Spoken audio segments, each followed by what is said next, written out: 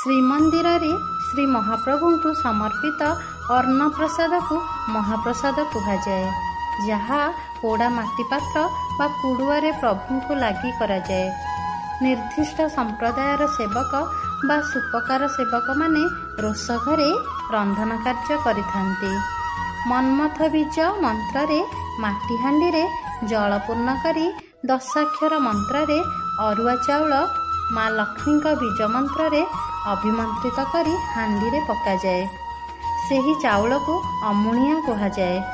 रंधा हेबा परे ताहा अन्न होइथाए। भैरव चक्र अभिमुख हेले ताहा छेक, भैरव चक्र रे स्थापित हेले ताहा भोग। श्रीजीव को अर्पण हेले से नैवेद्य, नैवेद्य बलि अर्पण हेले ताहा महाप्रसाद हो जाए। पंच परमेश्वर दृष्टि रे पड़ी मुख्य हेले ताहा कैबल्य। जाति धर्म वर्ण निर्विशेष रे सेवन कला बेले ताहा अभड़ा हो जाए। महाप्रसाद को न बाढ़ी भोजन करने विधि थिबारु एहाकू अभड़ा बोली कहुए। परे परे एही अभड़ारू निर्माल्य हुए, जहाकू परम ब्रह्मंक सह समभाव ऊर्ध्वरे संस्थित करा जाए।